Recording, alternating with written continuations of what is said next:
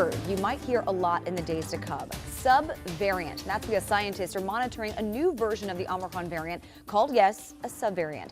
It has surfaced in more than 40 countries already, including several cases in California and Washington state. The World Health Organization says because millions of people around the world are still unvaccinated, the COVID-19 virus might keep mutating as it spreads. Globally, the conditions are ideal for more variants to emerge. Well, drug maker Pfizer has announced the start of clinical trials of a vaccine that targets the Omicron variant, but initial results of that study are not expected until June. And according to the latest health department figures, local COVID-19 cases have dropped significantly in the last 2 weeks. 60% in D.C., 75% in Maryland. Experts say other parts of the country, like the South and Midwest, will likely reach their peaks in the next 2 weeks. So what comes after that? Delia Gonsalves went to the experts to verify, and she's here with some answers. Hey there, Dee. Hi, Charlotte. We are all anxious for those answers. It's been a long 2 years. I can tell you there is some good news and a glimmer of light. The doctor warns as we move out of this phase of the virus, though, people will still get sick and may end up in the hospital. So it's important, the doctor says, to continue taking precautions.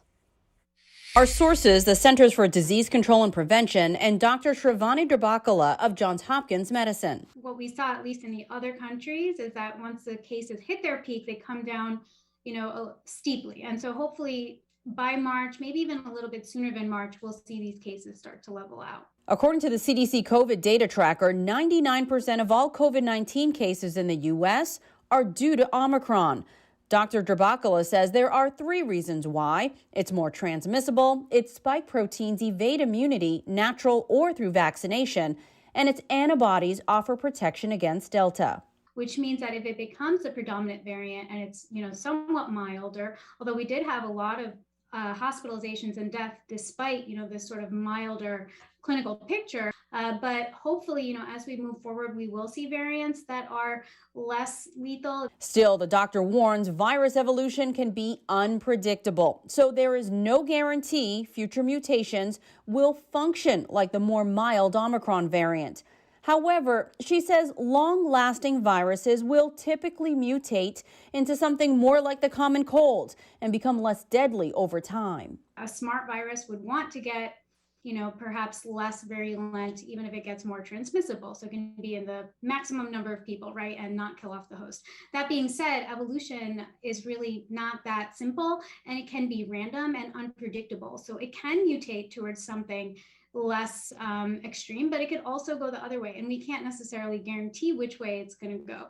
So what's the future of COVID-19? The doctor believes the virus will eventually transition from a pandemic to a more manageable endemic. Which is really something more stable, something more predictable, and something that we can live with. The flu can be deadly, but it's not unpredictable. Like, we know what we are expecting every year. And so I think that's where we're heading.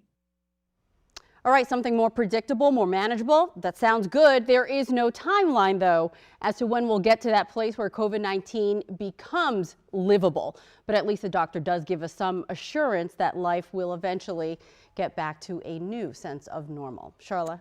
And I know we're all looking forward to a new sense of normal, whatever that might be. Now, Delia, before we let you go, what makes the doctor believe COVID is here to stay? It's interesting. Now, the doctor says we will likely never eradicate this disease like scientists have done in the past with smallpox. That's because of one unique trait. COVID-19, she says, exists in animals. So as long as that's true, we'll always have the virus. All right. Thanks so much, Delia.